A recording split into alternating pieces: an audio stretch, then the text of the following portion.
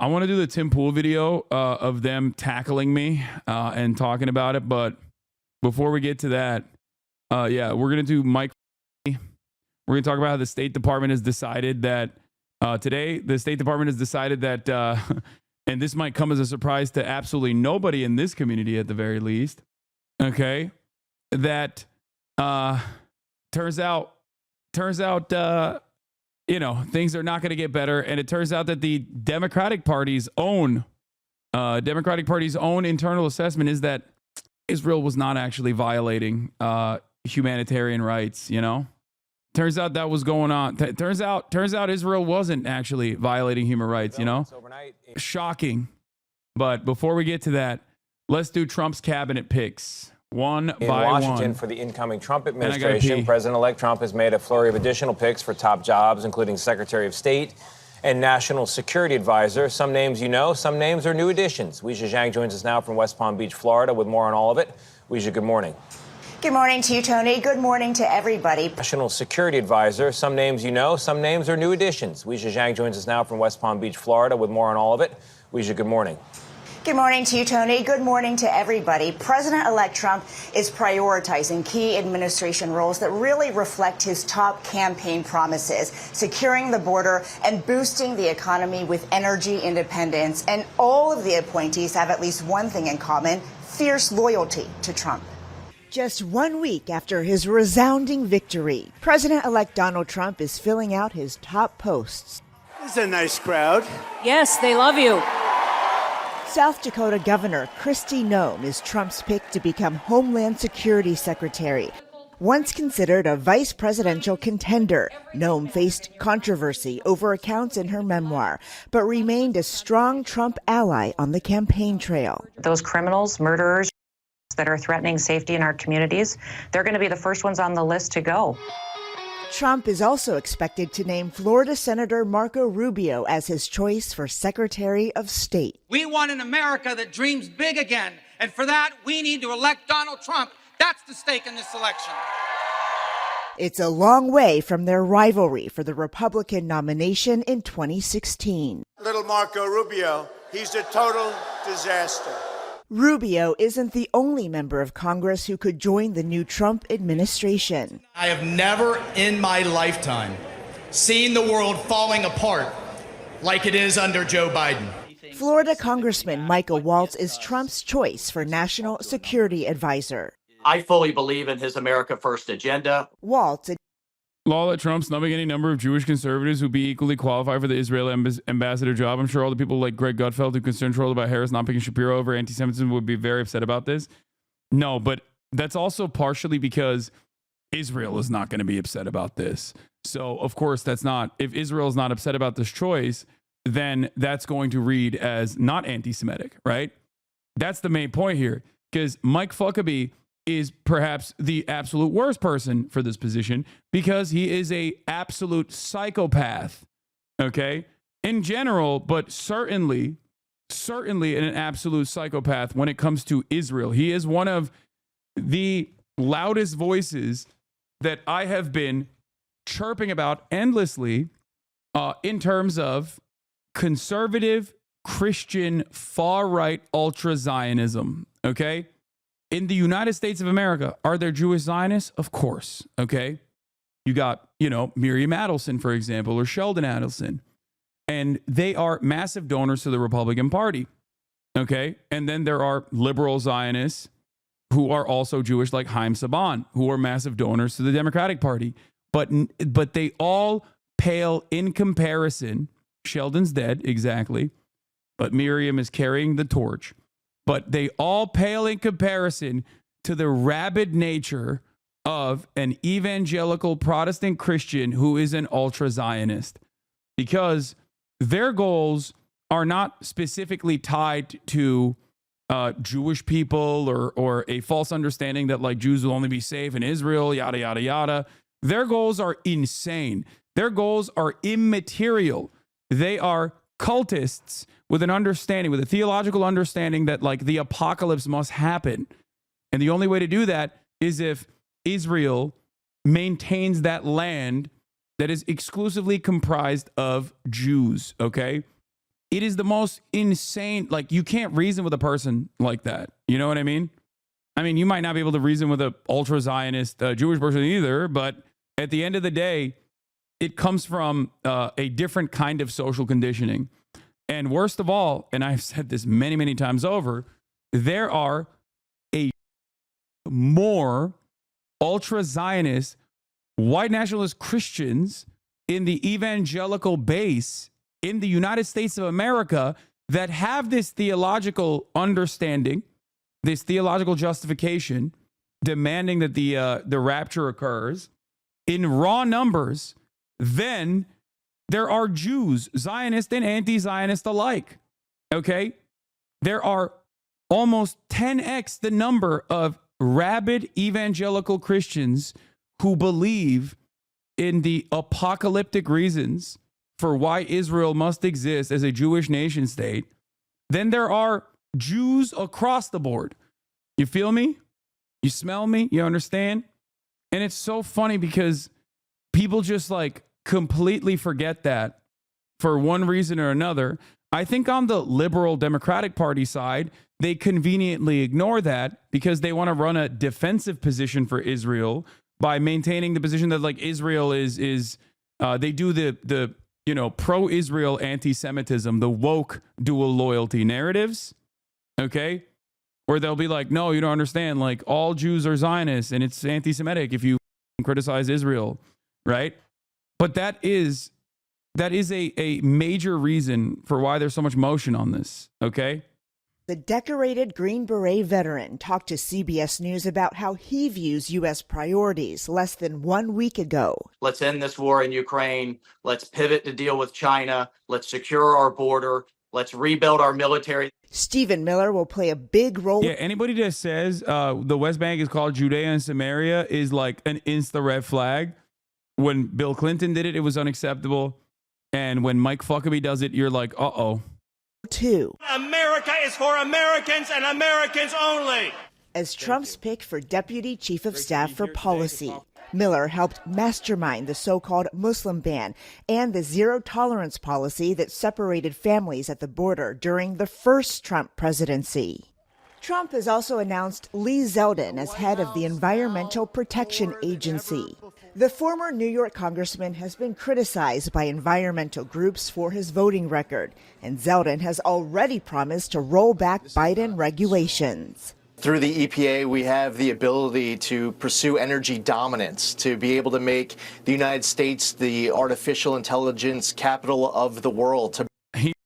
When someone says we got to do AI, just know that they want to they want to create new ecological disasters that you had not even comprehended before, okay?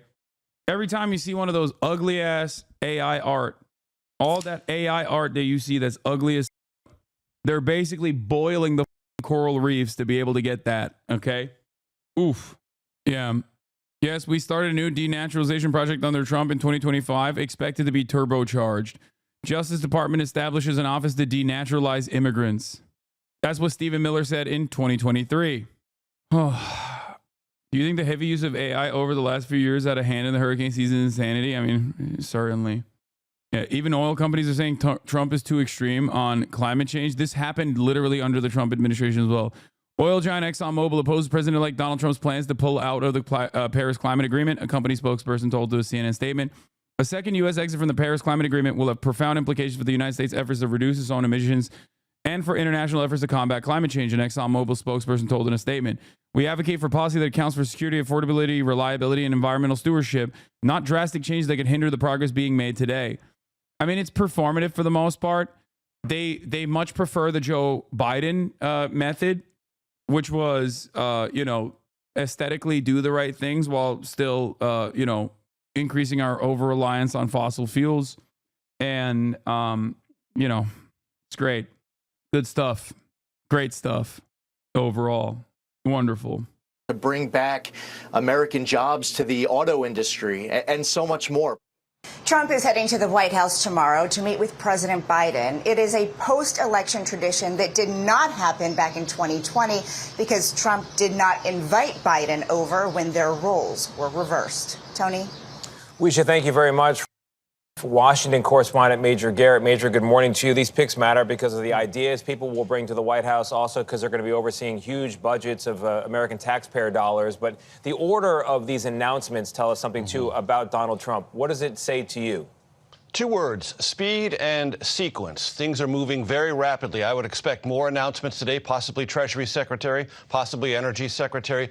So there's tremendous speed. There are PowerPoints presented to President-elect Trump. He's like, I don't need PowerPoints. I know what I want to do. Let's just move. Why do I say the word sequence? Because it's important as we are, as a nation, digesting these moves that, for example, Tom Homan was named the border czar before the Yeah, I mean, he was, Obama's border guy, too, for the record. Expect liberals to get really mad about Tom Homan when, and you should get mad, but just remind yourselves, maybe quietly, that he worked under Obama as well. There was an announcement about DHS Secretary or even Stephen Miller going in the White House as Deputy Chief of Staff of Policy. Why? Because Tom Homan, everyone knows in the Trump inner circle, will have direct access to the president, and that sequencing, naming him first, makes him more important on border matters than the DHS Secretary-to-be, Kristi Noem, or even Stephen Miller. Same thing I would say in the sequencing of announcing Elise Stefanik as the U.S. ambassador to the United Nations before naming Marco Rubio as Secretary of State. That's a very odd sequencing. Usually you do it the other way around. UN ambassador, much less important than the Secretary of State. Not for Trump. He wants Elise Stefanik, a staunch defender of Israel in the UN, to not only talk about America First diplomacy, but also have Israel's back. Not just Israel generally, but the Netanyahu government. So speed and sequence really matter. I never paid attention to sequencing. Thoughts on Stephen Miller? He is a very prominent whose entire family despises him. He has no family. He has no friends. He has nothing in his life. The only thing he has is this resilient white supremacist, white nativist attitude and an agenda that he wants to follow through on that purges this nation of anyone that is like not white enough. Sequencing before. He has a now wife. I will. Major, what does it tell you, the people that he's chosen so far? What does it tell you about the cabinet he wants to build and the administration he intends to run? Does he still have a wife? So I covered the Trump transition in 2016 going into 2017. And back then, there were 2 great questions. What do I do, and how should I best do it? Trump didn't have answers to that. He's had a wife since 2020 and 3 children now. He's never been president before. He knows the answers now. What he wants is loyalty, and he wants direct reporting. He knows the cabinet secretaries have to go through a Senate confirmation process. What he wants, though, is czars or people who have direct report power to him, who he can basically create a straight line of accountability that doesn't run necessarily through that agency's bureaucracy. It goes straight to him. You're going to see that shape many of his appointments. Obviously, there will be cabinet secretaries, but there will be others who have direct report power to him, and he will try to use that to go around the bureaucracy when and where he can. All right, Major, we've seen Trump talk about bypassing Senate confirmations with recess appointments. Between that and naming the czars in positions, what does he accomplish with that? So it's worth pointing out, and I know this is ancient history, but during the Obama administration, congressional Republicans accused then-President Obama, who wanted to use recess powers to fill held positions, of using brazen, unconstitutional powers to do that. Now they're basically saying Trump should do that right away. So there's a disconnect there. Using recess appointments is something that the Supreme Court has basically restrained in a clash during the Obama administration. So there's Supreme Court precedent that will limit President Trump's powers to use recess appointment. But what he's trying to signal... Oh, they'll definitely do that. This Supreme Court will definitely follow suit and act accordingly and maintain their... this Supreme Court will certainly maintain their original position. Yeah, famously, they always do that. To the Senate Republicans and to the nation broadly is he's going to move as rapidly as he can, and if he's challenged in court, he may be set back, but he's going to move as aggressively as he can, and he wants Senate Republicans to get on board and help him as much as they're willing to. All right, Major, he's moving very quickly. Thank you so much. All right, Donald Trump's second administration is starting to take shape, and it is full of names you might recognize. Lee Zeldin, he's going to be running the EPA. Elise Stefanik will be the U.S. ambassador to the UN. Our friend and frequent guest, Stephen Miller, will be the deputy chief of staff for policy. And just breaking earlier tonight, there are multiple reports out tonight that Florida Senator Marco Rubio will be named Secretary of State. Now, Donald Trump is also naming former acting ICE Director Tom Homan as the new border czar. He will be in charge. Oh, yeah. I mean, any Democrats in Trump's cabinet? Yeah. RFK Jr., Tulsi Gabbard, maybe. No, of course not, dude. Are you crazy? Are they reclaiming the word czar? Guys, that word never went away, okay? I tried to explain to you guys when liberals were like, well, Kamala Harris is not a border czar. That's not an official position. It's like, no, that it is an unofficial way to describe that you are tasked with working on that position. Like, it's a very normal thing. Every administration has done this, okay? A border czar just means it's an unofficial designation for a person that's working on that. You do health czar, right? Yeah, it just means like border boss, the boss of the border, boss baby. How much government do you think we're gonna have after this administration? I don't know. Anyway, by the way, Elise Stefanik literally doesn't have a JD, doesn't even have a Bachelor of Science, just a careerist moron who straight out of college joined the Bush admin and never left politics since. She has no policy chops and has no diplomacy experience. You literally couldn't find someone less qualified if you tried. She literally is just a dumbass. Yeah. Yeah, her qualifications are that she bullied university presidents for not being sufficiently pro-Israel, and she popped off big time, and that's it. It's gonna get worse. It's gonna get really, really, really bad. And after here's some more dumbass shit. Border Patrol morale soars after Trump's victory, higher than the first time he won. Was announced as border czar. We heard all these sound bites have turned out to be false. Frustrated because no matter how good they do, the migrant flow doesn't stop. And you know, the border security mission is being completely neglected because there seems to be no light. And yeah, totally neglected. And then let's look at the dumbasses on the Democratic Party side, right? So we looked at like all the awful picks coming from Trump's cabinet, all the awful things that they are salivating to do. Okay. And I will dive a little bit further into the Mike Huckabee situation, who is an evangelical Zionist. And these guys are the absolute worst of the worst. Like, they are hallucinating. Okay. If you are an evangelical Zionist, you are the most insane person. Like, you legitimately, I'm going to describe it one more time, and I'm probably going to have to describe this a lot more. This is something I've talked about quite a bit. These guys have the most motion, okay? These guys have the most motion in American politics. Evangelicals do, okay? They have an outsized level of support from the they have an outsized level of support from the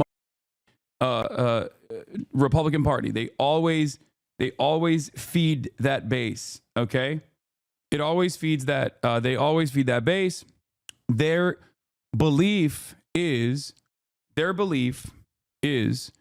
that Israel must, like, that entire Holy Land must be returned to God's chosen people, the Jews, so that the rapture can happen, so that Jesus can come back to earth and fight the devil and the devil's army in Megiddo. It sounds like a anime, but that is literally what they believe, okay? This is a very real thing that a ton, like tens of millions of Americans unironically believe. That's why when you go to the Deep South and you're like, what the hell is this? You got like a King Rancher with truck nuts, and you got one sticker that says like Blue Lives Matter, another sticker that's like MAGA, and then the third sticker is like Am Israel High, okay? And you're like, why the is there like, why is this Christian man who is the most anti-Semitic person you've ever encountered so invested in Israel maintaining its Holy Land status? And that is because they believe in this anime understanding of the world, okay? Straight up. Mike Huckabee is one of those people. In 2015, he told the Times of Israel that Israel's claim to the occupied West Bank is stronger than the United States' claim to Manhattan. Important to note that when he said this, he referred to the West Bank as Judea and Samaria and named the Palestinian Sea as an attempt to undermine their ties to the land. Okay? Judea. Here is Mike Huckabee talking about Israel, the International Fellowship of Christians and Jews. I never use the term West Bank. I find it offensive. We're talking about Judea and Samaria. Yes, and I never use the term West Bank. Speaking of evangelism, what do American Jews think? New poll. The majority of American Jews demand stop offensive weapons, offensive U.S. weapons to Israel, 62%. Resume funding of UNRWA, 66%. Sanction Israeli leaders, 66%. Increase aid to Palestinians, 72%. Establishment of a Palestinian state, 72%. Remember when I told you every single American Jew could be an anti-Zionist tomorrow and America's opinion on Israel would not change? Well, time and time again, I have told you this, but no one listens to me. Now, you know, since October 7th, I've repeated this. One thing I regularly repeat, even if every single American Jew, I should say American Jewish person, became anti-Zionist overnight, every single Jewish American, the State Department over unconditional Israel would not change. Not these people polled, but clearly their wishes, opinions don't matter. Opinions clearly. Doing him dirty, chatting. I'm dog shit video games. Yes, up. If Hasan Abi ever decides to write a book, that shit taking him 12 decades for sure. At least we're halfway through the Trump presidency while you were typing that tweet. Okay, everybody calm down, all right? Calm the down, okay? This is not a time to yell at your allies. I'm glad we're back to our roots and making fun of how slow you type. I know. We're there. We're there, okay? We're freaking there, baby. Huckabee in 2021 said that he identifies as Chinese, mocking race. Yeah, or mocking trans people too, I think. Chatters act like they've never workshopped the email before hitting send. I know. Huckabee guided private tours in Israel, 2015 article. He is like a real freak, okay? He's a real freak. He's a real one. Mike Huckabee, tour guide to the Holy Land. Trump has nominated Mike Huckabee as U.S. ambassador to Israel. Time for a quick review of the views agenda regarding Israel-Palestine that his nomination effectively endorses. Mike Huckabee, there's no such thing as Palestinians. Mike Huckabee, Palestinian state is a fantasy.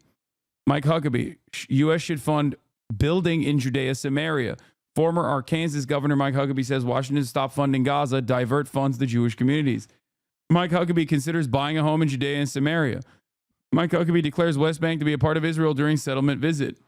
Republican presidential candidate includes Judea and Samaria, biblical name for the West Bank, as a part of all of Israel during visit to discuss Iran nuclear deal. Mike Huckabee, Israel's claim to Judea and Samaria is stronger than U.S. tie to Manhattan. Yeah, another tremendous victory for the anti-neocon faction.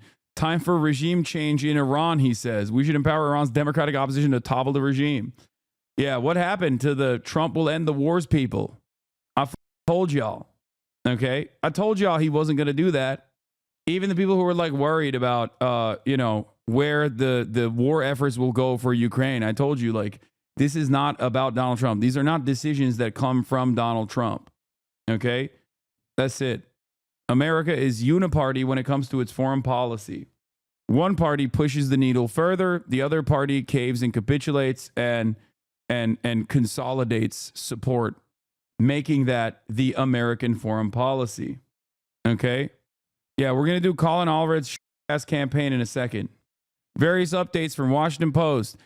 Trump is expected to name 4 deputy chiefs of staff: James Blair, Taylor Budowich, Jan Scavino, Stephen Miller. Washington Post confirms the notice scoop that Senator Joni Ernst is interested in Secretary of Defense. Trump is looking to appoint William McGinley for White House counsel. He is White House cabinet secretary in the first administration. Now, the most important role in the Trump administration, no matter which side you're on, Matthew G. Whitaker, is likely to be Trump's pick for U.S. Attorney General. Many of you likely seen Whitaker on TV defending Trump. He was acting Attorney General during the first Trump administration and a harsh Mueller critic. The goal has never been more clear. Okay? I'm telling you right now, the goal is to basically destabilize the entire region, okay, and pack it up to the best of their ability in the interim, in the short term. I'm talking about the Middle East, so they can change the crosshairs towards China. Okay? They will try to very quickly deal with Iranian influence in the region. They'll beef up Israel. They'll probably go to war. It's not going to be quick enough. They're never going to be able to deal with this in a fast paced manner, I think.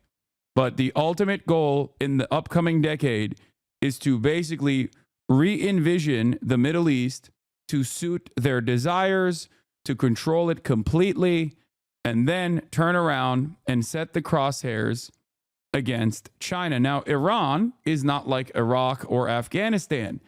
Those conflicts were legitimately harmful for America at the end of the day, and they were obviously unsuccessful.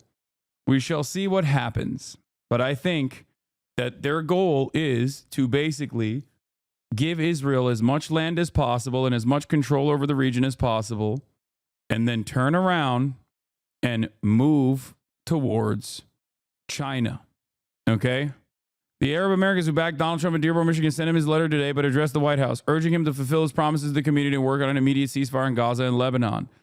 I've already mentioned this, but I do personally think that Netanyahu might give him a gimme, offer a brief period of ceasefire, a cessation of hostilities, that comes with a permanent annexation of at least North Gaza, okay, in an effort to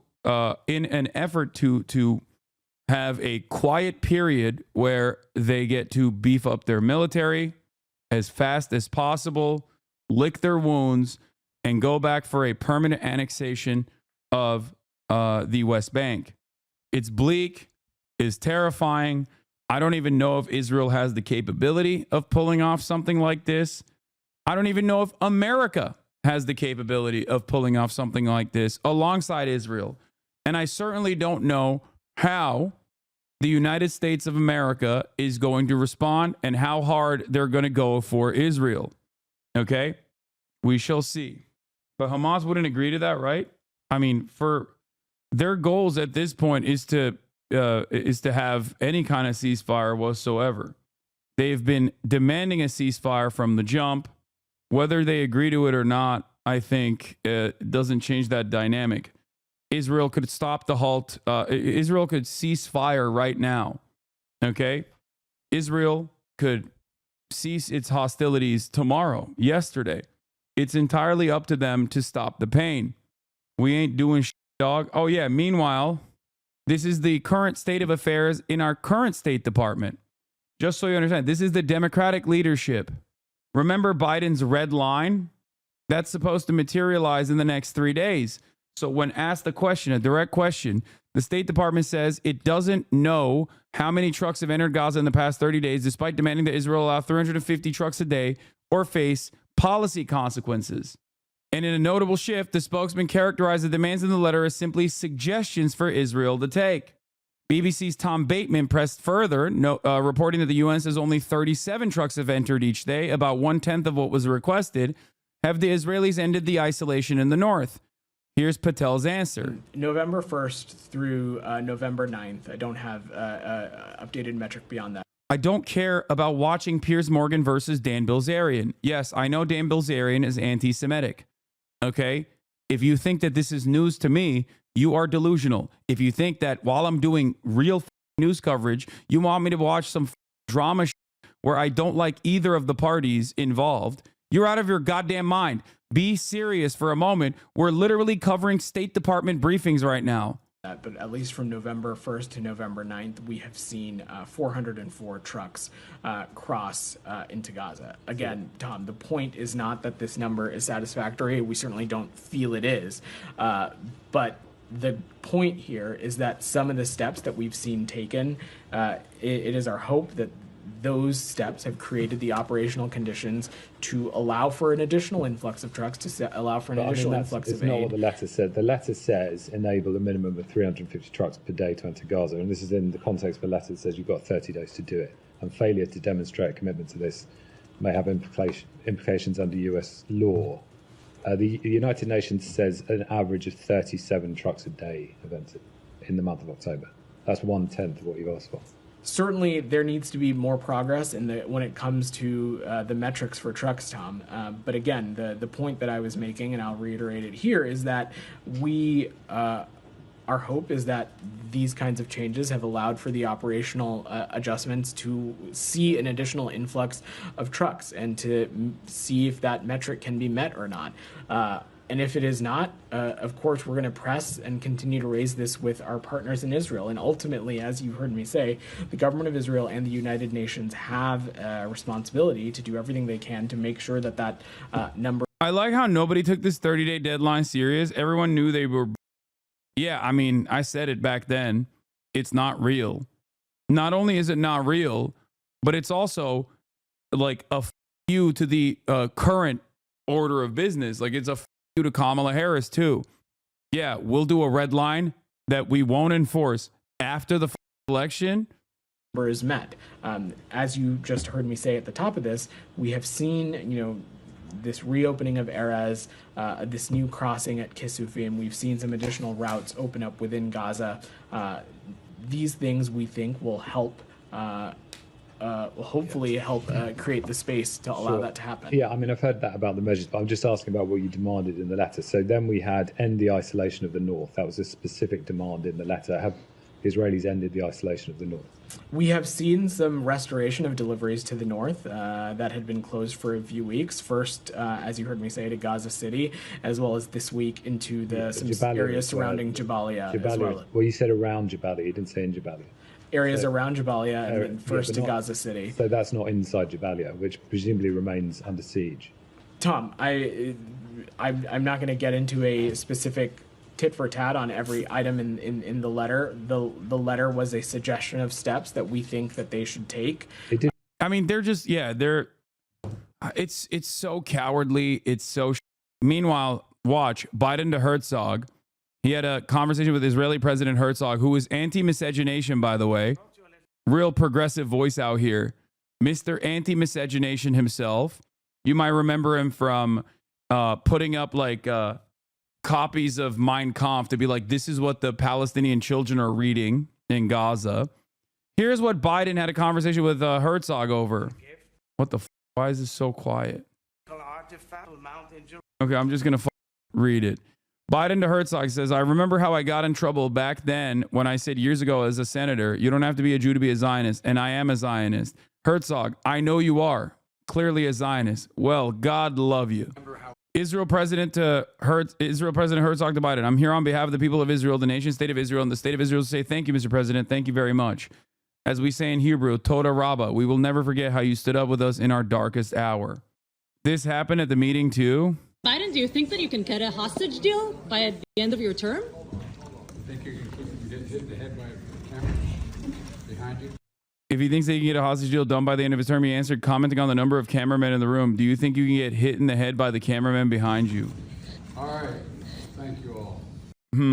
Interesting. This happened at the meeting too? Yeah, I just covered it.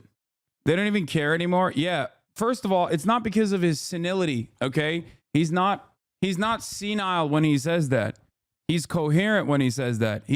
That's just him saying, F you, suck my dick, F the hostages is what he's saying. Okay? And they never cared. Of course they didn't care. You think Israel cared about the hostages? You think the Israeli government gave a shit about the hostages, dude? Benjamin Netanyahu's psychopathic jackbooted thugs, the Likudniks, the Bibis, were already ripping the hostage posters in Israel. I repeatedly explained it to you. Hostage posters in America play a very different role than hostage posters in Israel. Hostage posters in America and in the Western world was to say Israel's bombing campaign must continue. Hostage posters in Israel, on the other hand, played a significant role in disrupting the bombing campaign because the people that were putting up the hostage posters were immediately related to the hostages. So they were like, remember the hostages, stop bombing Gaza. Humanitarian situation. We have 8 aid groups who came out today and said that the situation has not only not gotten better, it's gotten worse over the past 30 days. So how do you square? Saudi Arabia started shifting its policy towards Yemen after Trump was elected president, and now they're not interested in a peace deal. It looks like they will turn around to war against the Houthis. Yeah, this is where China comes into play, because the reason why there was a ceasefire negotiation that China executed between Saudi Arabia and Iran was not specifically because, China is a great peacemaker or anything like that. It was in the Saudi interest to maintain a better relationship with Iran, because the Houthis and Iran were directly targeting Saudi oil refineries. They already failed to defeat the Houthis. They already failed to defeat the Ansar Allah administration once, okay? And they suffered far worse repercussions in that process. Yes, they did okay, but it doesn't matter when all they know in the poorest nation on the planet is being dominated regardless. This is the thing that I keep repeating to people that they refuse to understand. The penalties that you incur as a developed nation in the confines of luxury in the Western sphere of influence is very different than the human cost and what kind of dramatic attitude swings occur when you're, a Yemeni citizen.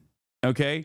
That's why the Ansar Allah administration's actions against Israel, instituting a blockade on the Red Sea, was so overwhelmingly popular for everyone in Yemen that armed factions that were killing each other prior to this event put down their arms and said, we are all one nation. We stand with the Ansar Allah regime. So that's it. Like, these people do not have the same perspective that you do living in the United States of America or in a nice neighborhood in Europe, okay? All they've known is war. That's all they've known. And that is precisely the reason why killing a ton of these people is not going to stop them. That's why America is lost time and time again. Okay?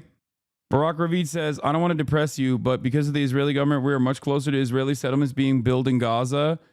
At J Federations, Barack Ravid says, the Jewish Federations of North America, I don't want to depress you, but because of the Israeli government, we are much closer to Israeli settlements being built in Gaza than hostages coming home from Gaza. Shocked murmurs, lots of oh my God from a crowd usually solidly pro-Israel. Yeah, liberals are going to hit the liberal Zionist exit ramp now, when they could have pulled on that cord under the Biden administration but refused to do so. Just wait. The acclaimed British surgeon testifies to the UK Parliament detailing how IDF quadcopters could arrive at the scene of airstrikes in Gaza, pick off, shoot the injured, including children. Was that a bomb would drop maybe on a crowded, tented area, and then the drones would come down and... Please take your time.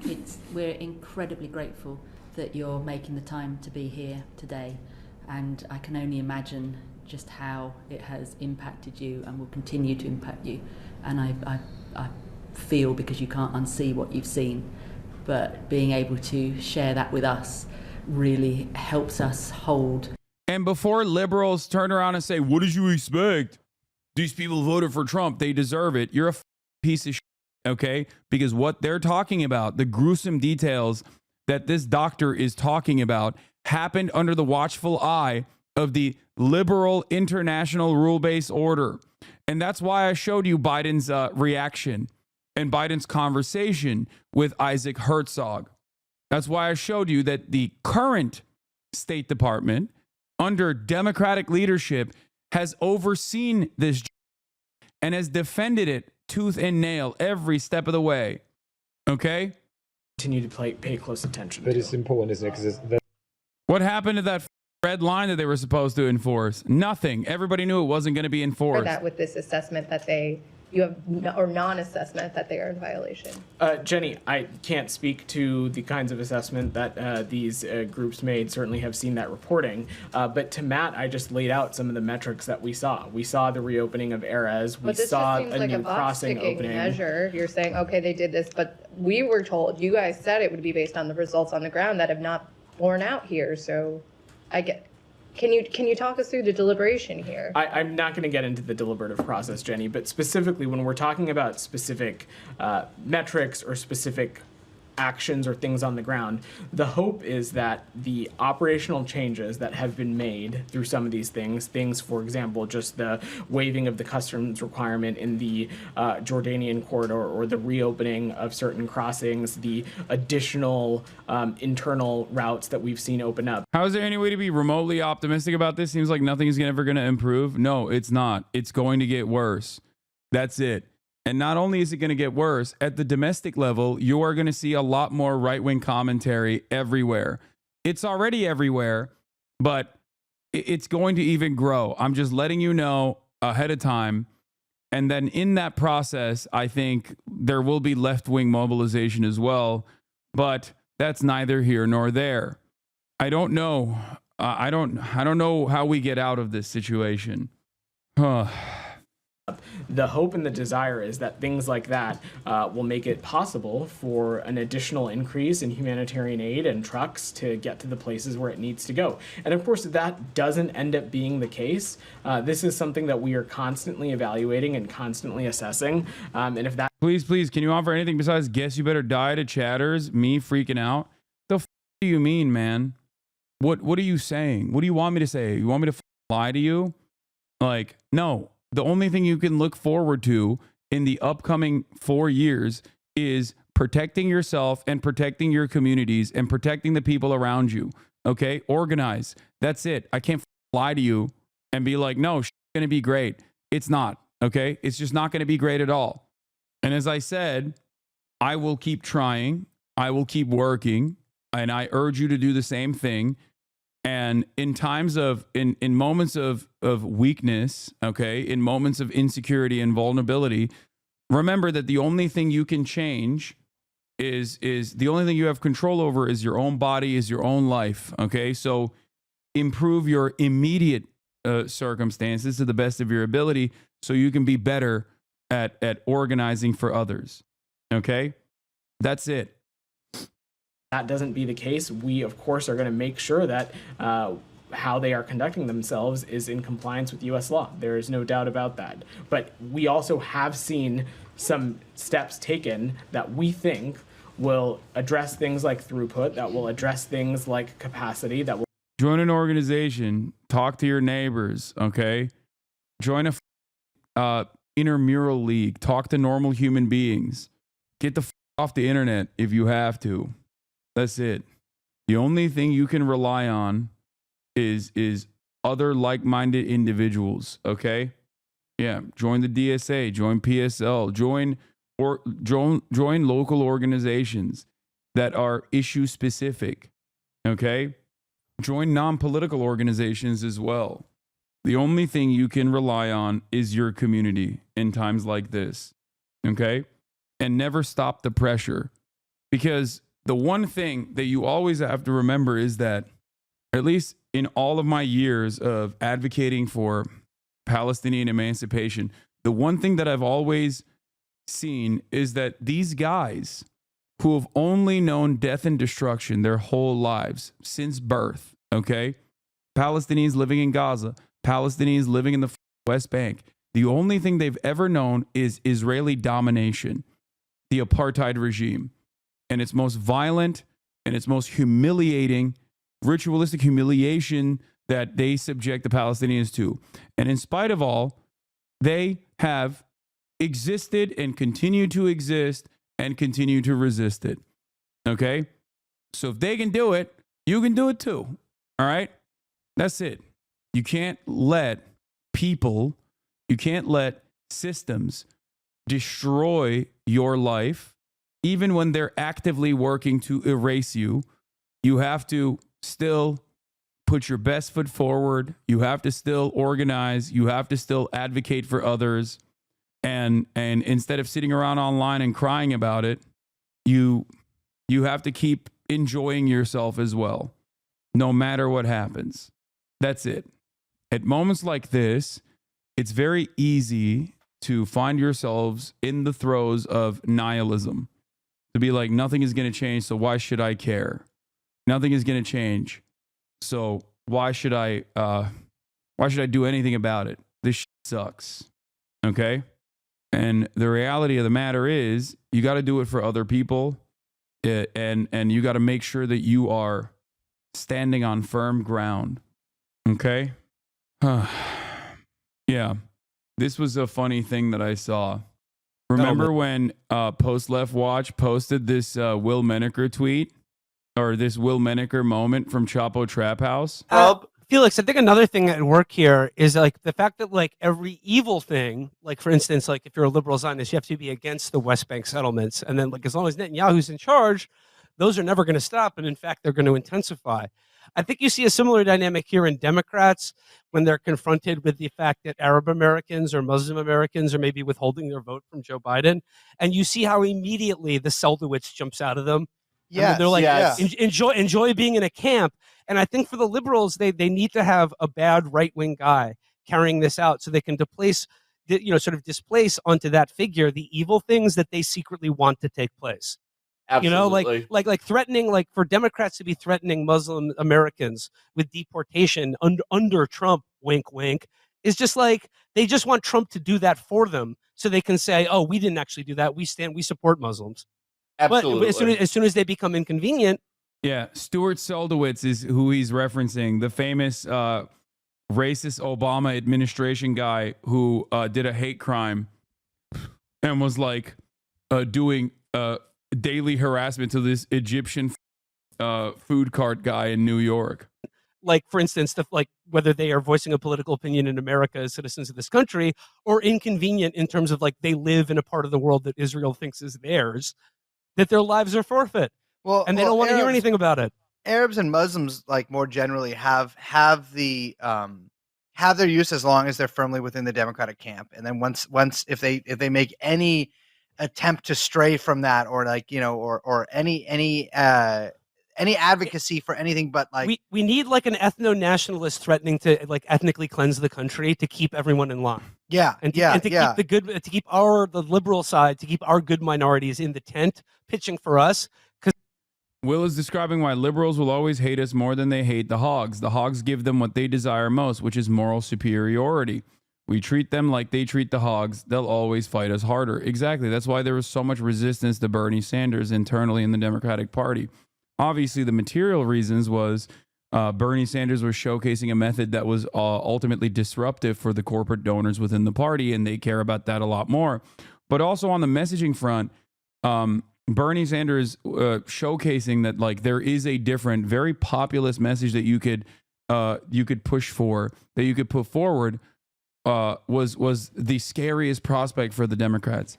Why was it the scariest prospect for the Democrats? Because God forbid you get a bunch of progressive-minded individuals that are the base of support for the Democratic Party, and there are plenty of them, okay? Some of them vote reliably, some of them don't vote so reliably, but it doesn't matter. They exist, right? All of those people would go, wait a minute, I agree with that guy. And that is the most terrifying prospect. That is the scariest prospect for the Democratic Party. It's not a strong Republican Party. It's not a Republican Party that is doing a ton of fascism. Because they can always present themselves as like the counterbalance towards that. As things get worse and worse for them, as things get worse and worse for marginalized populations in this country, they can always point to how much worse things are under Republican leadership and collect nice-ass pay stubs or nice-ass paychecks and farm donations, right? To quote-unquote resist. MSNBC is supposed to be the Fox News equivalent for the Democratic Party. And for every one radical leftist Bernie-style person on there, there are a million former George W. Bush administration PR professionals. Okay? Understand that. They are more afraid of the actual left because the actual left makes them look cowardly and weak. The actual left makes them look like they have no real interest in defending people. That's why you see so many of these like out of touch DC consultants that are stuck in this idiotic bubble consistently going on television and being like, it's actually woke. that caused the Democratic Party to lose. Okay? They didn't go woke at all. As a matter of fact, they were significantly more, even annoyingly woke, aesthetically woke, closer to the Latinx narratives in 2020 when they did win. Okay? Because that threat of being, even more egregiously victimized or oppressed is just held over their head. Not actually listening to them or doing anything that would actually win their vote. But no, like they need to be disciplined with the threat, whether it's Netanyahu in Israel or Trump in America. Well, I mean, and like the simple calculation that the White House has made, which, maybe makes sense for them, right? Is that there is a much more moneyed and influential block of voters, and those are people who are pro-Israel, whether they're mostly on the Democratic side, Jewish or Christian, that compared to the Muslim lobby and the Muslim voting bloc is completely outweighs them. Anyway, when Israel annexes the West Bank and its 3 million Palestinian residents and refuses to give them equal rights, there will be no argument left over whether it is an apartheid state. At that point, it can either go on as an apartheid state and face international isolation or grant equal rights. No third party since they foreclosed Palestinian statehood. They already don't have an argument. They are already an apartheid state. The West Bank has already been annexed in practical terms. They may make it formal now, which would mean the end of the two-state paradigm. It would allow a shift to working towards equal rights for all citizens of Israel in one state. And they 100% will absolutely do Jim Crow style apartheid once the West Bank is permanently annexed. They're just going to keep deporting as many Palestinians as possible, and maybe even Palestinian citizens of Israel, as they are doing right now, okay? As they are increasing the pressure upon the Palestinian citizens of Israel that have been granted citizenship since 1967. Legislators particularly to account. So we do appreciate the time that you're making for us today. Thank you. So, anyway, I know you criticize me, but I do think the accelerationist perspective is super valid now. It's our only option to work harder and faster. I already told you this. It is the Democrats that accelerated. Okay. Yes, I didn't finish that clip. I don't want to watch a doctor talk about how quadcopters assassinated children. Okay. I know that the doctor is going to say that. I don't want to watch it. Okay. I've seen it a million times over. Enough. The U.S. State Department says it has not made an assessment that Israel is in violation of U.S. law in reference to the 30-day U.S. deadline. It says there is no policy change to announce. The U.S. State Department saying it has not made an assessment that Israel is in violation of U.S. law in reference to the 30-day U.S. deadline for Israel to improve conditions in Gaza comes after 8 humanitarian organizations announced the opposite. Here are the 8 humanitarian organizations that find Israel failing or being insufficient on every single demand the U.S. gave it last month to improve the situation in Gaza over 30 days.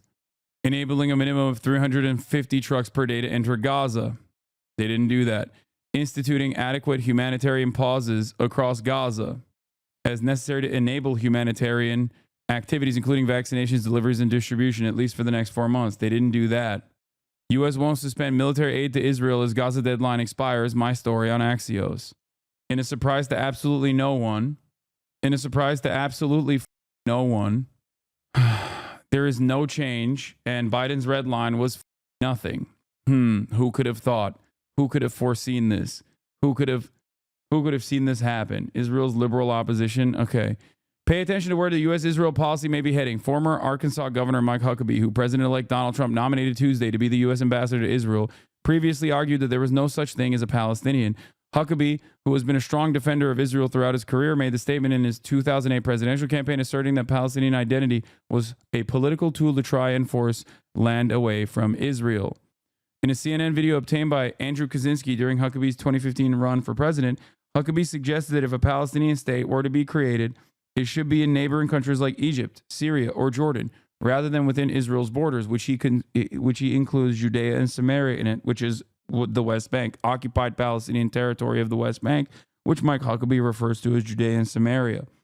Basically, there's really no such thing as, I need to be careful about saying this because people will get really upset. There's really no such thing as a Palestinian, Huckabee said at a 2008 campaign stop in Massachusetts while speaking to 2 Orthodox Jewish men. There's not. Yeah, I don't want to watch it. A thread by the head of the opposition, Yair Lapid, explaining how he supports collective punishment against the families of and banishing Minister of Knesset Ofer Kasif from the Knesset. The real opposition in Israel is about 5 to 14 members of the Knesset out of 120. This is the liberal opposition to Benjamin Netanyahu saying this. I'm in favor of deporting families of just as I was in favor of the removal of Ofer Kasif. Today I sat with the Hagavor Forum, a forum of bereaved families identified with the right and the demand to continue the war in Gaza. We had a good and fair conversation, even about the things that we disagree on. Israel is full-blown fascist. Anyone that tries to say that that's anti-Semitic is a delusional loser coping with their own personal commitments and their own personal idealistic understanding of what Israel represents. That's it. And no, I will never stand down from openly recognizing that reality. Okay? You can suck my dick. I'm sick and tired of having to deal with people's own personal biases. Like, this is just cognitive dissonance in full display. I don't know if you saw this. I mean, it's the least shocking thing this piece of shit has said. Anyway, let's get the oh, by the way, where are we at with before we get to Colin Allred, okay? And before we get to Tim Cass like making fun of me, I guess, and all this shit, and the streamer award stuff and more fun shit. It's not just personal, it's going to be hate speech law thanks to Schumer. I know. Trita Parsi went on CNN to talk about Trump's war hawk cabinet. Trita Parsi, an expert on US-Iranian relations, author of Losing an Enemy. It's good to have you both. Will you shift to Canada if that law passes? What do you mean? Canada and England literally are already ahead of the United States of America in terms of like aggressively pursuing anyone and everyone that says anything about Israel. Yeah, Canada's really going to be a safe haven for me. Trita, let me start with you. What should we take out Canada literally adopted the IHRA definition already of the meeting in Riyadh yesterday?